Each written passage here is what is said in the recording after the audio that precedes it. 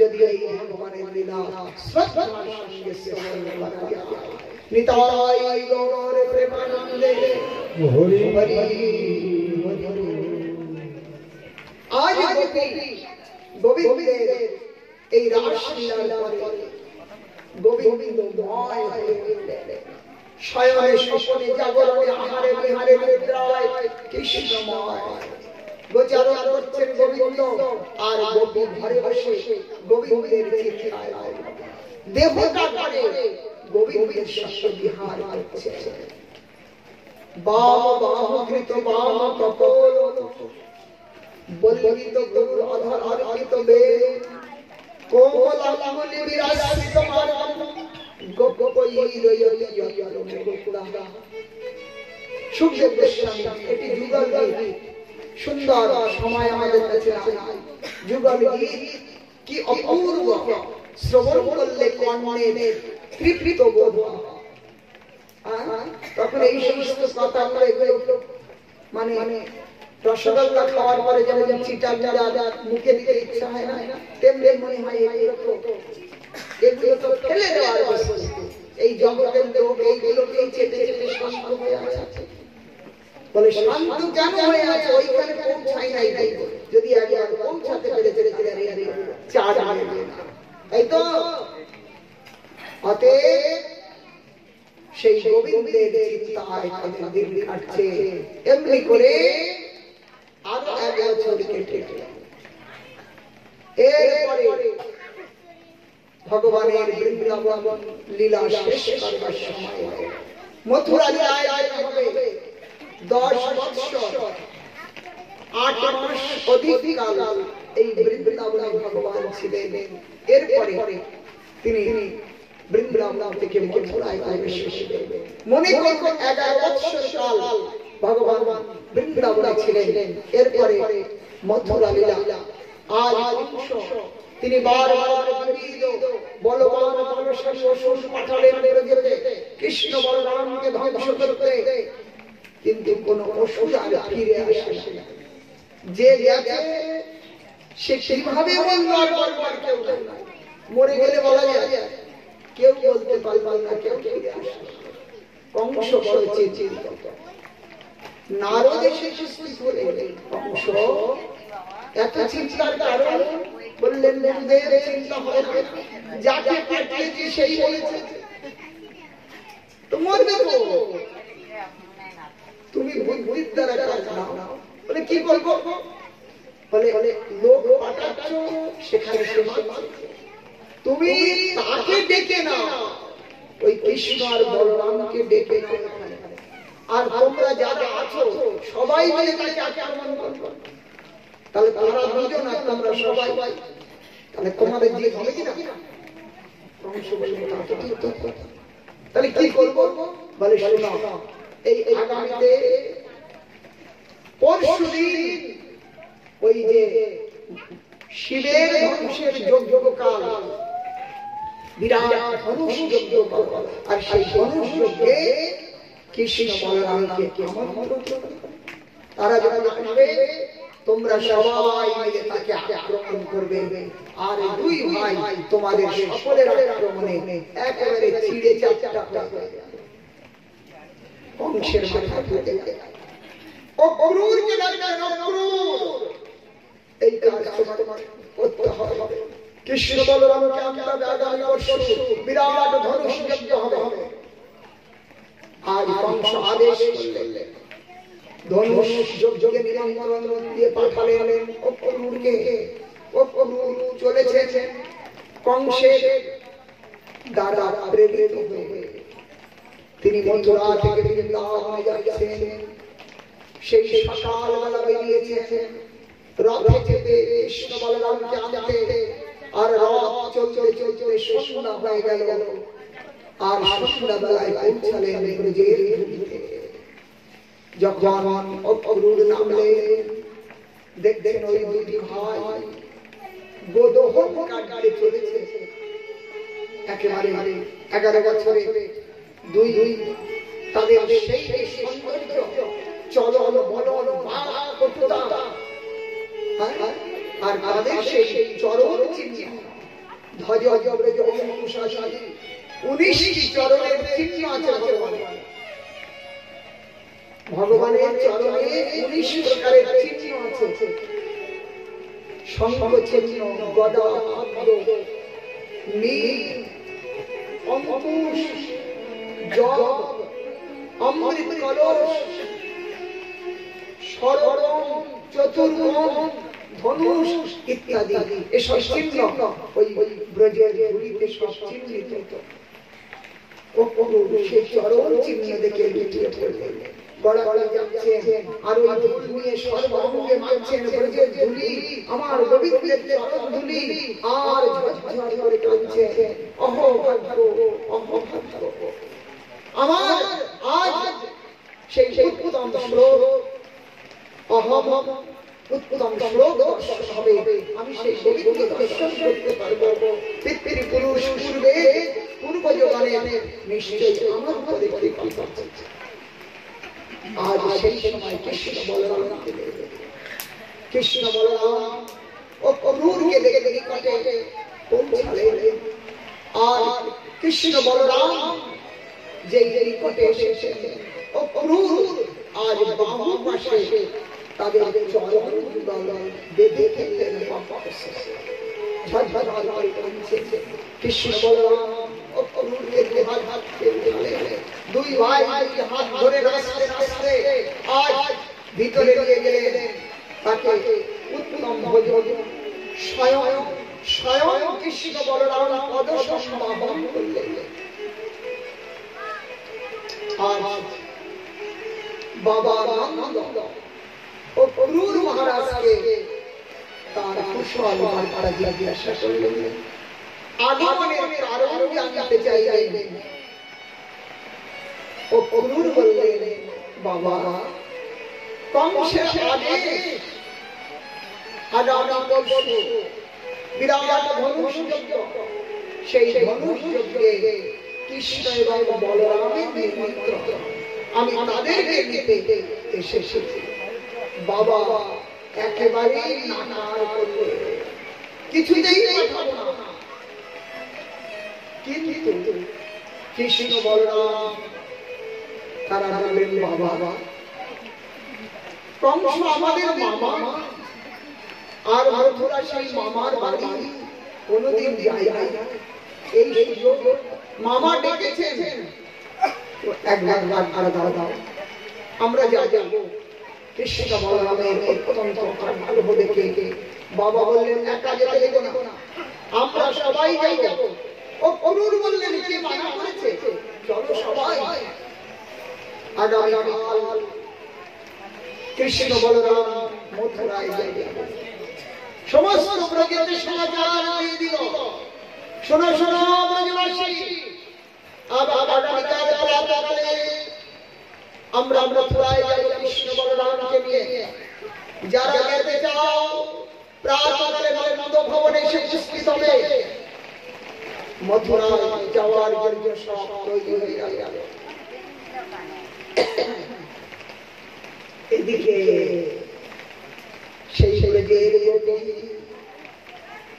যারা কৃষ্ণ দর্শনে ঝুঁকু মনে করে তাদের যে কাল কৃষ্ণ বলরাম চলে যাবে আর ফিরবে কিনা তার আশা নাই তাই তাদের সেই মর্যাদার বাঁধ ভেঙে গেল তারা আর বাড়িতে ঘরের মধ্যে আবদ্ধ থাকলো না কেউ কিছু বলে বলুক আজ এই সমস্ত গোপী তারা এসে নন্দালয়ের সম্মুখে যে রাস্তা দিয়ে মথুরায় যাবে সেই রাস্তা ঘিরে ঘিরে বলল ও ক্রূর তার রথ নিয়ে বেরোতে যাতে না পারে আজ সেই রথের সম্মুখে শুয়ে পড়তেন কেহ বা রথের চাকা কেহ বা রথের রজ্জু কেহ বা অশ্ব সব ধারণ করে আটনাদ করতে লাগলেন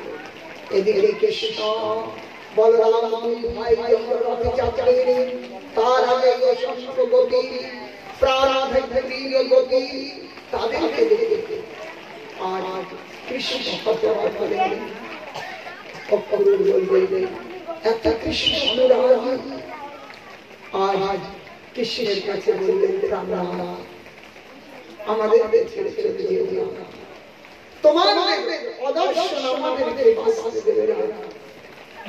ভগবান খুব অন্যায় করলেন গোপী, দেখো আজকে যাচ্ছি, কাল মনুষ্য আগামী পরশু ফিরে আসবো। আজ বারবার গোপী কৃষ্ণের চরণ ধরে অনুরোধ করছে, বিধাতাকে ধিক্কার দিচ্ছেন, হে বিধাতা, অহো বিধাতা সবল প্রচিত দয়া সংযজ্ঞ মৈত্র প্রণয়ে দেবিনা। এই কৃষ্ণের সঙ্গে কেবল প্রণয়ের শুরুয়াত হয়েছে, প্রণয় কেবল জেগেছে, অঙ্কুরিত হয়েছে। আর হে বিধাতা, তুমি আমাদেরকে তার সাথে বিচ্ছেদ করে দিয়েছো। প্রণয়ে দেবিনা সংযজ্ঞ মৈত্রতা হয়েছে কেবল মাত্র, আর আমাদের থেকে বিচ্ছেদ ছেড়ে দিয়েছো। অতএব তোমার এই কাজে যেন অবোধ বালকে ভগবান গোপীদেরকে বুঝিয়ে আজ মথুরায় চলে যাচ্ছে। বললেন আজকে যাবো, পরশু আসবো, কিন্তু বর্ষ ব্যতীত হলো আর এলেন না। বৃন্দাবনে চলে যাচ্ছে। আজ গোপী দাঁড়িয়ে আছে অফল বৃষ্টিতে, ওই কৃষ্ণের রথ একেবারে বায়ু থেকে সেখান থেকে প্রস্থান করালেন। দূর দূর পর্যন্ত রথ চলতে লাগলো। যতক্ষণ পর্যন্ত রথের চাকা, রথের পতাকা অথবা রথের প্রকৃত ধুলি দেখা গেল, ততক্ষণ পর্যন্ত এই একেবারে কাঠের পুতুলের মতো নিস্তব্ধ দাঁড়িয়ে রইল। আর বিরহ, আর কখনো ভাই কৃষ্ণ দর্শন করবে না। আজ চির বিদায় এই বৃন্দাবন ছেড়ে আজ চলে গেলেন কৃষ্ণ চিরদিনের আর ফিরে এলেন না। সমস্ত ব্রজ বিরহ সমুদ্রে ডুবে গেল। এদিকে যে মথুরায় কৃষ্ণ, সেখানে যে সেই বিরাট ধনুষ যজ্ঞে প্রবেশ করবেন, তার পূর্বে বিরাট একটা বলয় একেবারে স্বাগতের জন্য দাঁড় করিয়েছে। কৃষ্ণ বলরাম প্রবেশ করলেন, ওই হাতিটা কৃষ্ণ বলরামকে ধরে একেবারে পায়ের তলায় পিষে ফেলে দেবে, সেই ব্যবস্থা কৃষ্ণ বলরাম প্রবেশ করলেন। আর ওই হাতি ছুটে আসলো, সুর দিয়ে কৃষ্ণকে জড়িয়ে ফেলল, পায়ের তলায় পিষে মারবে। ভগবানের স্ত্রী অঙ্গ একেবারে স্থিত হয়ে গেল, মোটা হয়ে গেল, সুরের বলবন শিশির হলো। আর সেখান থেকে ভগবান বাইরে চলে গেলেন। দুই হাতে দুটি হাতির দাঁত ধরে ফেলল, আর এক ঝটকা দিতে দুটি দাঁত বাইরে চলে গেল। এক দাঁত বলরাম, এক দাঁত কৃষ্ণ, দুই দাঁত দুই দাঁত একেবারে সেই হাতি এবং হাতি চালক তাদেরকে জমপুরে পাঠিয়ে দিলেন। চতুর্দিকে ছিটে ছিটে রক্তের দাগ, আর সেই দুটি হাতির দাঁত নিয়ে কৃষ্ণ বলরাম রামমঞ্চে প্রবেশ করছে। চতুর্দিকে সব ওই কৃষ্ণ বলরামের আগমনের জন্য অপেক্ষা করছে। কত শত মাতৃ সরসা, কত শত গোপী সরসা, কত যোগী, কত তরুষ, কত পিতৃতুল্য, কত রাজবর্গ, সব একেবারে তাকিয়ে আছে। কিন্তু যার যেমন দৃষ্টি তেমনি কৃষ্ণ। আর ওই কংস একের উপরে সিংহাসনে বসে আছে। সেই কংস দেখছেন সাক্ষাৎ মৃত্যু স্বরূপ যমরাজ। আমার কাছে আসছে। মৃত্যুর ভোজপতে বিরাট বিদুষা, মৃত্যুর ভোজপতে, ভোজপতি মানে কংস, সে দেবে সাক্ষাৎ মৃত্যু স্বরূপ আমার এখানে সে উপস্থিত হয়েছে। আজ কংস একেবারে বড় হুঙ্কার করে বলতে লাগলেন, আরে জানো হে মুষ্টি, মল্লযুদ্ধ প্রারম্ভ। সেই ছোট ছোট বাল আর পাহাড় চাঁদের মুষ্টি তাদের সঙ্গে মল্লযুদ্ধ। ভগবান বললেন হয়ে যাক মল্লযুদ্ধ। ছোট ছোট শাখা তারা বসে আছে, বললেন কানাইয়া ভয় করবে না, আমরা আছি, প্রয়োজন হলে আমরাও যাব। হ্যাঁ, তাদের ভাবনা যে কৃষ্ণ আমাদের শাখা, কিন্তু কৃষ্ণ ভগবান এই এই এই জ্ঞানটা সেখানে শাখা, এই জ্ঞান ভগবান। অতএব আজ মল্লযুদ্ধ আরম্ভ, মল্লের মল্ল ভগবান। তাই বাহু দ্বারা বাহু, পদ দ্বারা পদ, মস্তক দ্বারা মস্তক, ওই মল্লযুদ্ধের বিবিধ প্রদর্শন প্রদর্শিত করতে লাগলেন ভগবান। দীর্ঘ সময় ব্যতীত হল। কংস বললেন, আরে আরে এই ছোট ছোট দুধকে বালকের সঙ্গে এতক্ষণ লড়তে লজ্জা করছে না? এক থাপ্পড় মেরে প্রাণ আনন্দ করে দে। আজ স্বামীর আদেশ পেতে ওই চারু এক থাপ্পড় মারবার জন্য হাত উঠিয়েছে। তৎপূর্বে ভগবান এক থাপ্পড় তার কর্ণমূলে প্রদান করতে একেবারে রক্তবমন করতে করতে ওই চারু ওখানে চিৎপাত হয়ে গেল। মুষ্টিতে এক মুষ্টাঘাত করলেন বলরাম, একেবারে তার দেহ ছিন্ন ভিন্ন হয়ে গেল। আর সব তারা ছুটতে ছুটতে আসলো। ভগবান বলরাম এবং কৃষ্ণ দুইজন তাদেরকে সমাপ্ত করে দিল। যত কল্যাণ ছিল এই চারুর মুষ্টি স্বল্প স্বল্প মৃত্যু দেখে সব ভয়ে পালিয়ে গেল। আর কেউ নাই ভগবান। তাই সেই থেকে এক লাফ দিয়ে কংসের ওই সিংহাসনের সম্মুখে উপস্থিত হলেন। কংস চিৎকার করতে লাগলেন, কোথায় কে আছো? ধরো, মারো, একে সমাপ্ত করে দাও। কিন্তু কে আর কংসের সম্মার মতো না, সব পালিয়েছে। ভগবান সম্মুখে প্রকটিত হলেন, একেবারে হাস্য মুখে বলতে লাগলেন, মামা আমি সেই দেবকীনন্দ।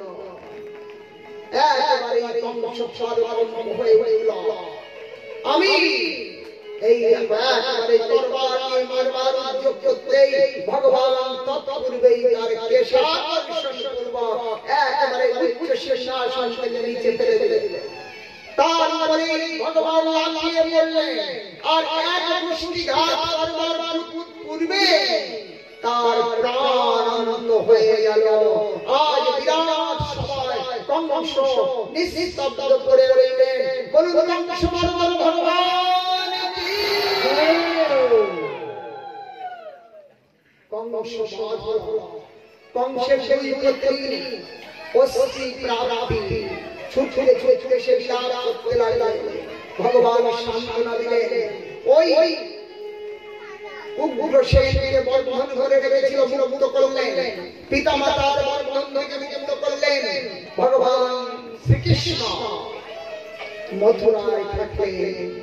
একবার নয়, দুবার নয়, কংসের শ্বশুর জরাসন্ধ 18 বার মথুরায় আক্রমণ করলেন।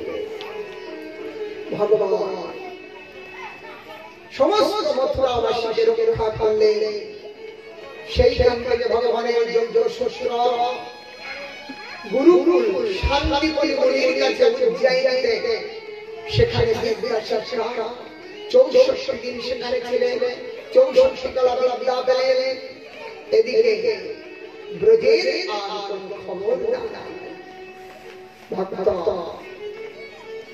আজ বিদ্যা মথুরায় ফিরে আসলেন। কৃষ্ণ উদ্ধবকে এক মথুরা থেকে বৃন্দাবনে পাঠালেন।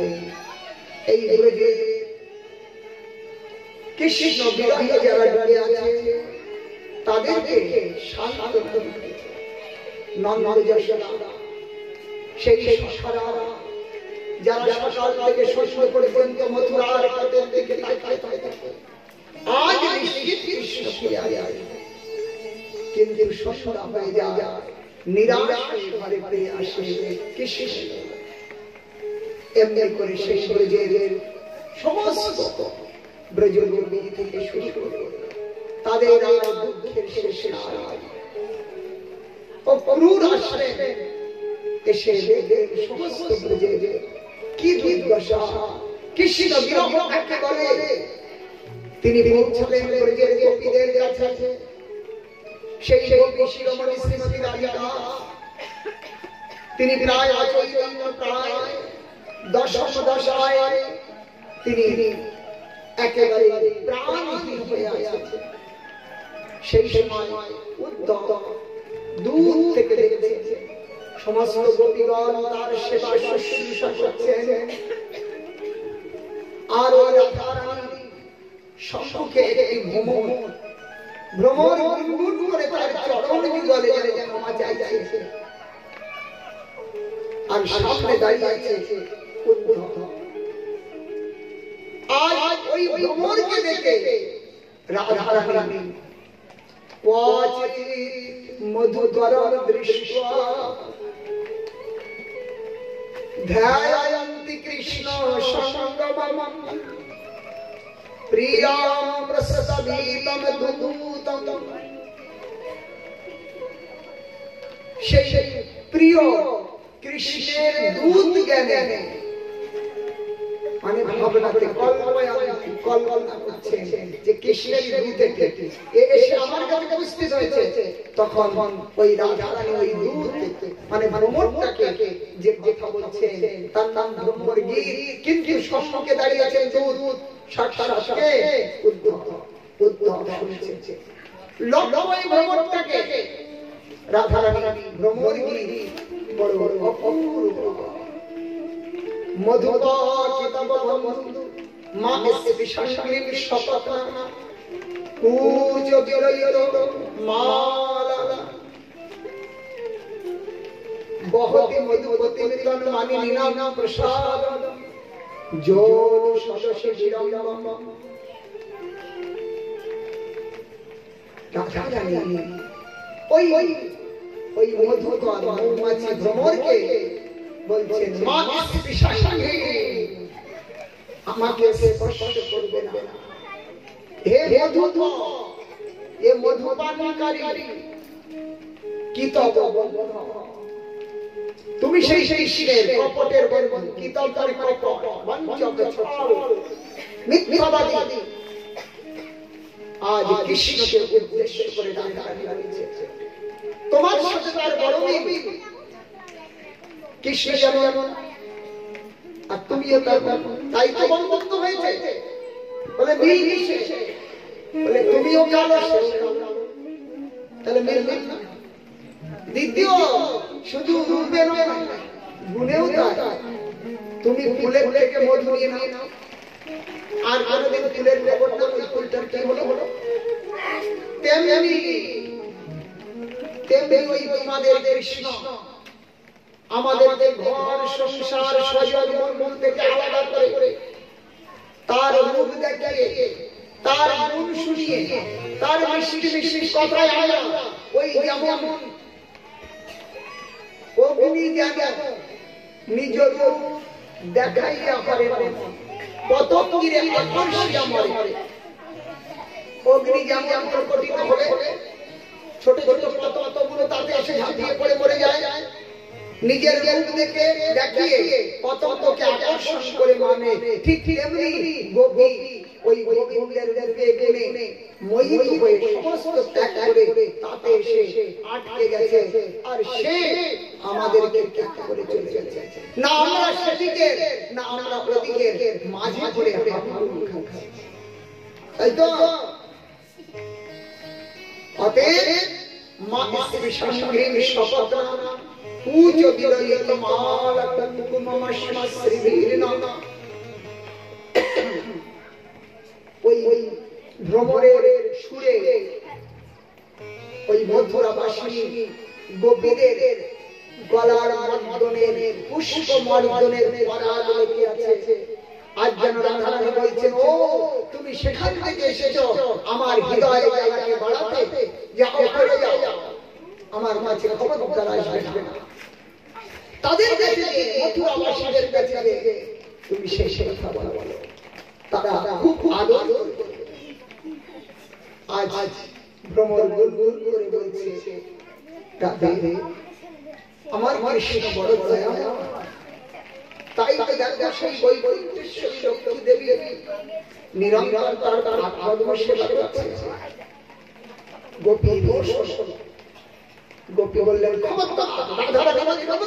ওই কথা বলবো না। সৎপরি দাধার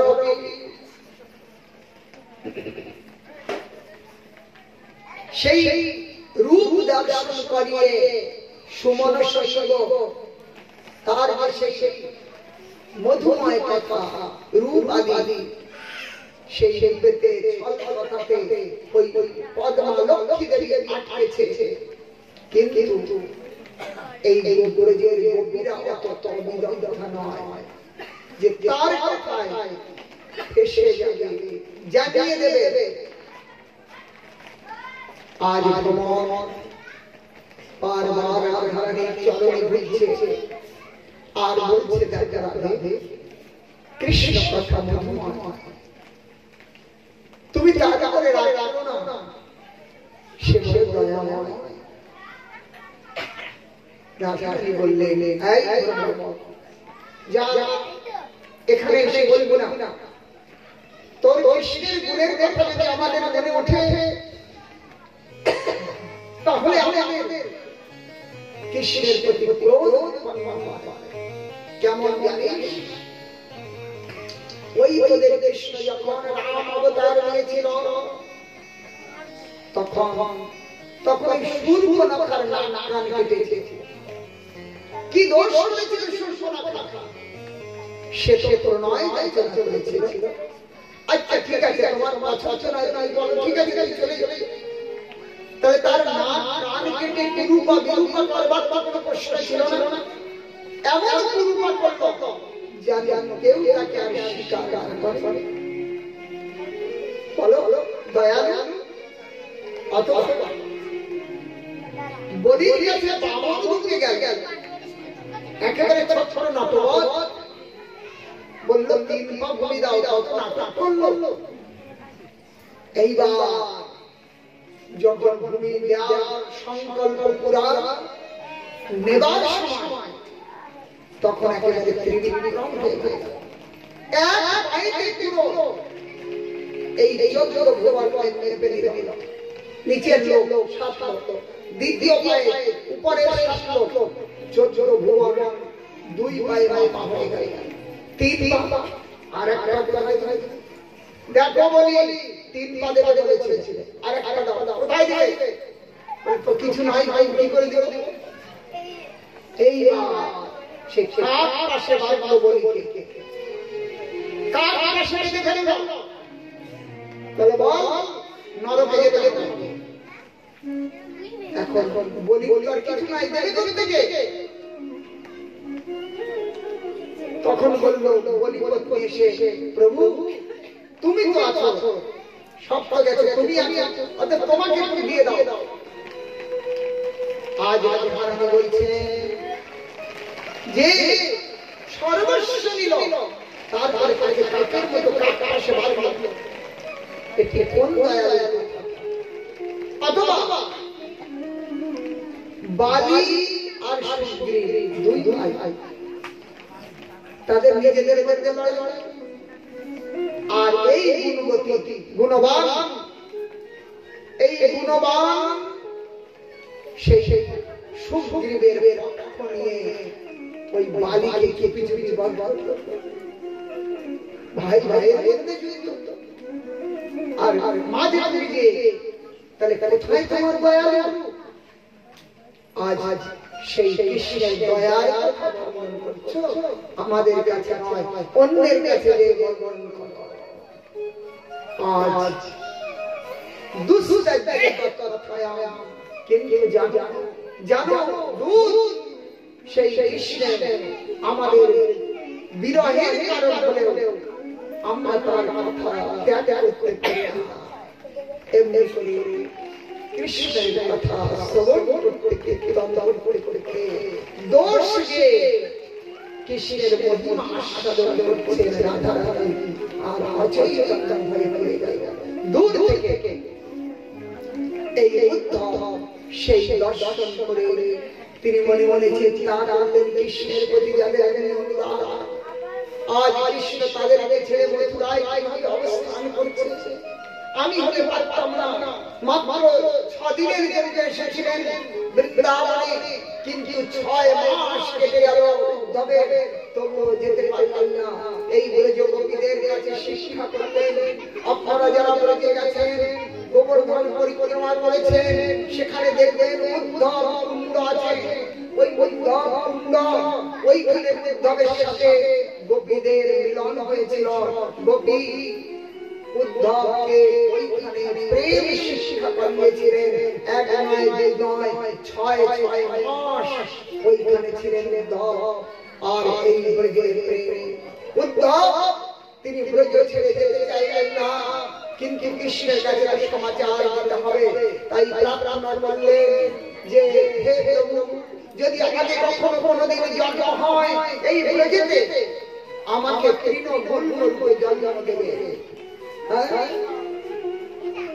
আর আমি এই তৃণমূল জলকে ব্রজের ধুলো লাভ করে আমার জীবন সার্থক করব। এমনি করে আশা সহচরণ রে, আশা সহচরণ রে সহসা বৃন্দাবনে তৃণ গোকুল তৃণমূল রূপে